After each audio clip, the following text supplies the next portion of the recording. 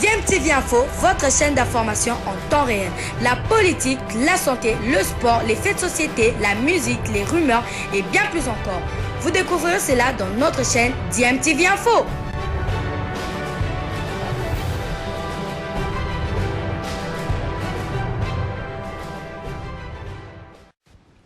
Vous êtes sur DMTV, bonjour ou bonsoir, tout dépend de l'heure à laquelle vous nous suivez. Tout plaisir est pour nous de vous retrouver, mais surtout de savoir que vous êtes nombreux en train de suivre votre chaîne YouTube DMTV. DMTV qui vous propose l'actualité, mais vous propose aussi des analyses et des réflexions sur des sujets d'actualité, sur des faits sociaux ou tout simplement des réalités que nous observons ici chez nous en République démocratique du Congo. C'est l'heure de votre tour d'horizon, un tour d'horizon qui nous permet d'apporter avec vous les quelques news que nous avons pu récolter pour vous. Nous parlons généralement des joueurs congolais, des internationaux ou ceux qui sont susceptibles de devenir internationaux. On peut aussi parler dans le cadre de ce tour d'horizon des adversaires de nos clubs engagés en compétition africaine interclub ou bien des adversaires de nos équipes nationales. Et pour ce petit tour d'horizon, nous allons aller en Tanzanie pour parler d'un club, qui a un contingent important des joueurs congolais, pour la plupart venus de l'ASV Club de Kinshasa. Il s'agit de Young Africans de la Tanzanie, qui est l'un des deux grands clubs de ce pays, qui a d'ailleurs fourni un contingent important avec plus ou moins 8 joueurs, je pense, à l'équipe nationale des Taifa Stars de la Tanzanie, qui va en découdre avec les Léopards ce jeudi 2 septembre 2021 dans le cadre de la première journée des éliminatoires de la Coupe du Monde Qatar 2022. Eh bien, Young African a maintenant un nombre de 6 joueurs venus de la République démocratique du Congo. En tout cas, avant, il y en avait 2 et il était resté un seul joueur, Mukoko Tonombe. Il a vu d'autres anciens coéquipiers de l'ASV Club venir le rejoindre. Il y a un ancien d'Ari Club monté un peu de Saint-Eloi Lupopo qui fait partie aussi maintenant désormais de Young Africans. Avec ce contingent de 6 joueurs venus de la RDC, Young Africans prépare bien cette saison 2021-2022 avec une ambition très claire de remporter le championnat tanzanien et de faire aussi bonne figure en compétition africaine interclub. Alors Young Africans a présenté officiellement ses joueurs et bien évidemment dans le cadre de cet événement, un match amical opposant l'équipe de Young Africans à un club zambien, le FC Zanaco, a eu lieu. Et pour la circonstance également, la plus grande star de la République démocratique du Congo, Kofi Olomide Mopao Mokondi, Double King comme il se fait appeler maintenant, l'homme de U Arena, Paris La Défense Arena, cette salle de 40 000 places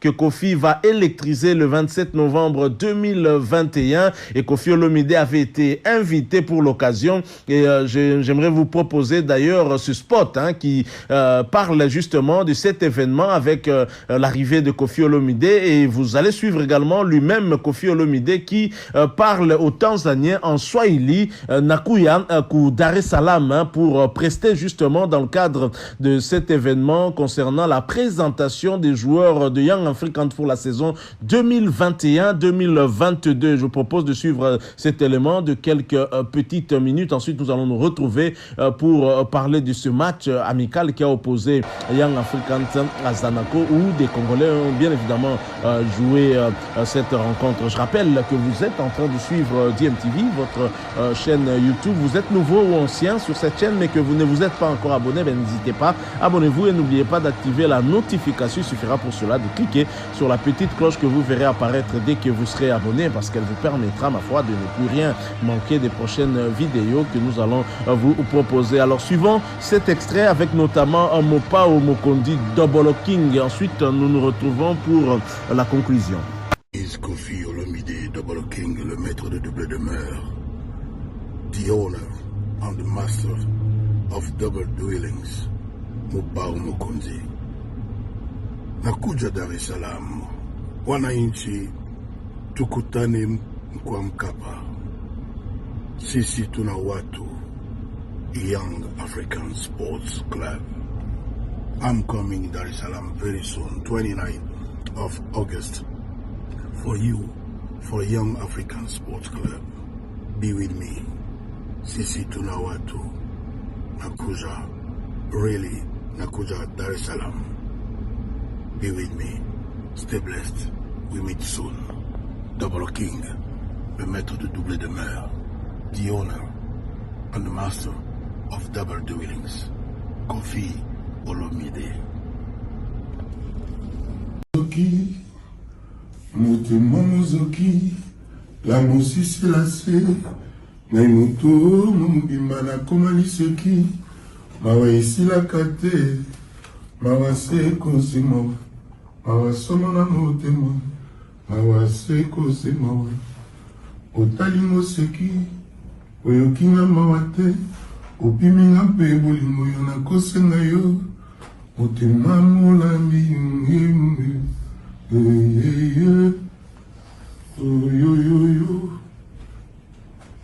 motema molembi la mosisi la se ngai moto mobimba nakoma liseki mawa esilaka te mawa se kose mawa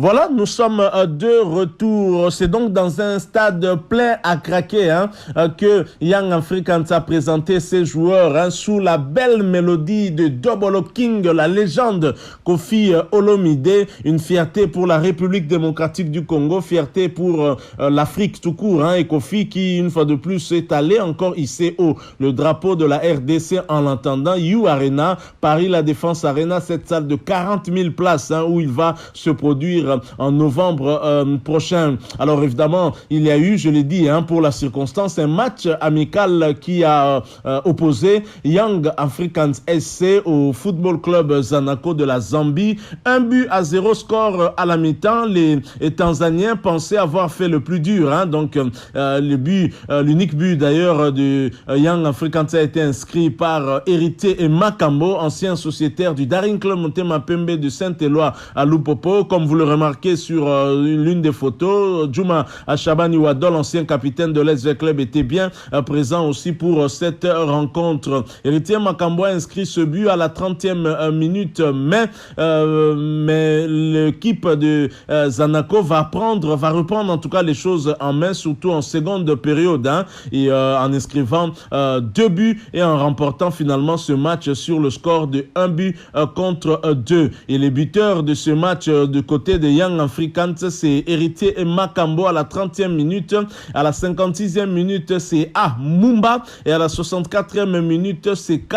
Kapumbu. Et les initiales du joueur zambien qui a inscrit l'égalisation et le premier but zambien nous font passer à Double King, justement, Kofi Olomide, parce que ce sont aussi les initiales de Kofi Olomide qui s'appelle Agbepa Mumba. Donc on pourrait dire A.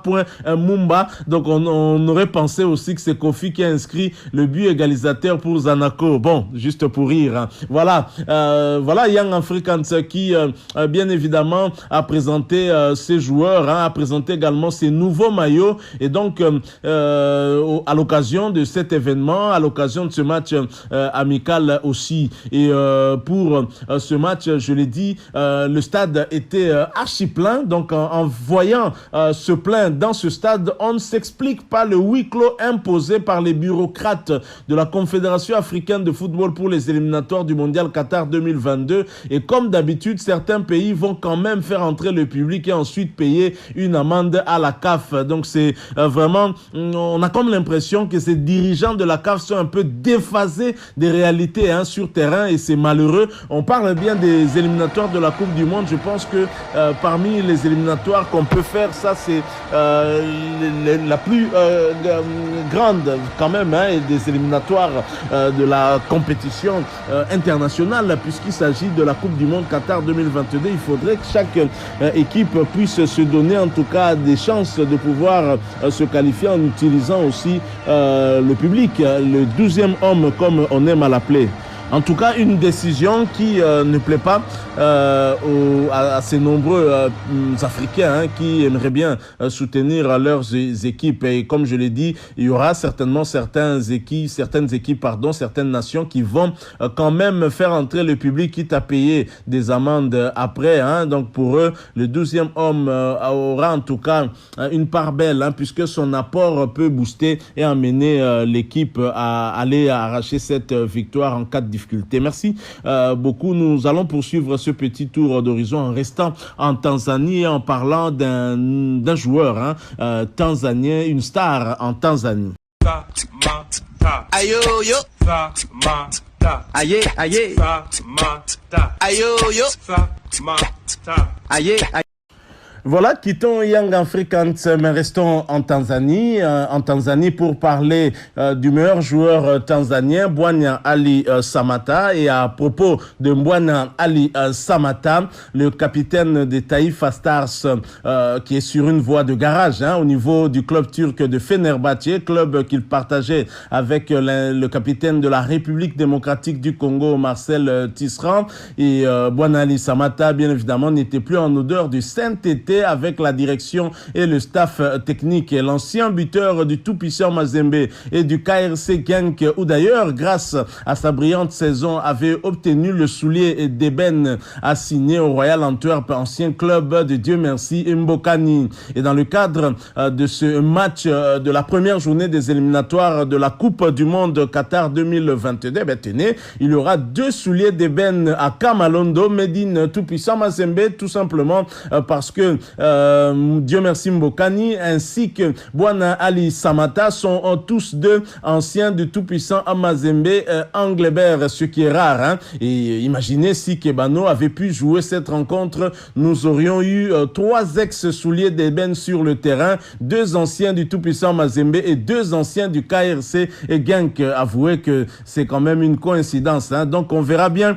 lequel des 2 souliers d'ébène prendra le dessus dans ce match de la première journée, un match très très important pour les 2 équipes, parce qu'il faut bien entamer ces éliminatoires de la Coupe du Monde Qatar 2022, éviter surtout de perdre parce que seul le premier sera retenu pour la suite, pour l'étape suivante bien évidemment, parce qu'avant de se qualifier pour la Coupe du Monde, il faudra après s'être retrouvé premier de ce groupe, ensuite attendre l'adversaire du barrage. C'est au terme de ce barrage-là qu'on pourra maintenant connaître les 5 représentants africains pour la Coupe du Monde Qatar 2022. Alors Royal Antwerp, bien évidemment, c'est un club sur lequel nous sommes revenus souvent. On a parlé parce que c'est un club, je crois que ça peut même être le club belge ou le premier ou le deuxième qui a un nombre important de joueurs africains. Depuis sa création, Antwerp a toujours vu des joueurs africains jouer, défendre ses couleurs. Et parmi les ex de ce club, nous avons bien évidemment, Dieu merci, Mbokani, mais actuellement, il y a toujours des Congolais qui continuent à jouer là-bas. On peut compter Balikwisha, Avadongo, dont on n'a plus de traces, mais c'est toujours un joueur de Royal Antwerp. Il y a aussi Nil de Pau qui est là, et sans oublier Jonathan Bolingi, même si on ne le voit pas, en tout cas sur la feuille de match, on ne le voit pas, on ne sait pas vraiment quelle est sa situation. On sait qu'il avait été prêté en Turquie, ensuite en Suisse, et puis à la fin de ce prêt suisse, il est revenu du côté d'Antwerp, et jusque-là, on n'a pas encore trop des nouvelles de lui. Alors, Mbwana Ali Samata qui vient renforcer le Royal Antwerp, et Royal Antwerp qui a nettement besoin, en tout cas, d'un tueur, comme Dieu merci Mbokani l'a été. Avantage avec Mbwana Ali Samata, c'est un tout petit peu son âge. On a reproché à Dieu merci Mbokani, c'est 35 ans, et donc il est parti du côté du Koweït FC blessé. Il fallait bien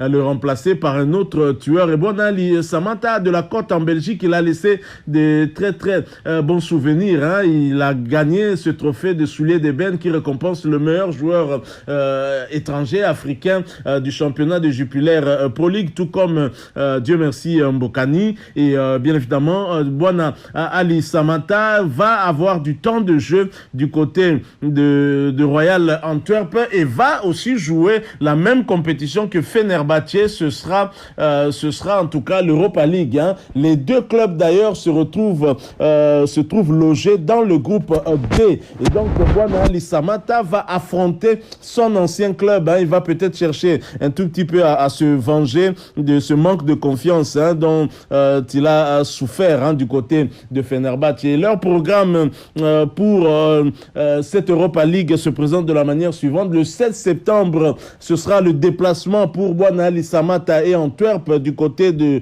la Grèce pour affronter l'Olympiakos avant de recevoir à domicile Francfort, le club allemand. Ce sera le 30 septembre.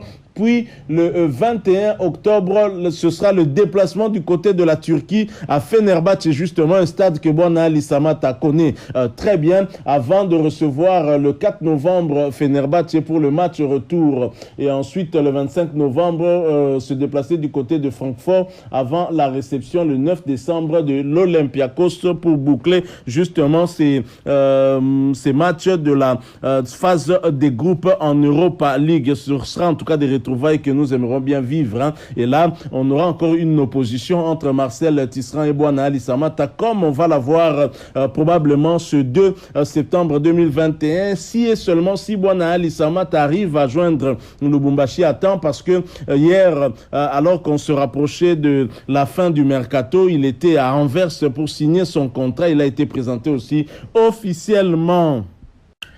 Terminons ce petit tour d'horizon pour parler d'un binational congolais qui change de club, toujours en faveur de ce mercato estival. Et c'est officiel, Mario Cheson Kikonda rejoint les rangs de l'USLD. Mais c'est quoi l'USLD? L'USL signifie Union Sportive du Littoral. Donc on lit Union Sportive du Littoral Dunkerquois, parce que Dunkerque, c'est une ville du nord-ouest de la France, dans les littorales, c'est-à-dire au bord de la mer, et donc il s'agit de la mer du Nord.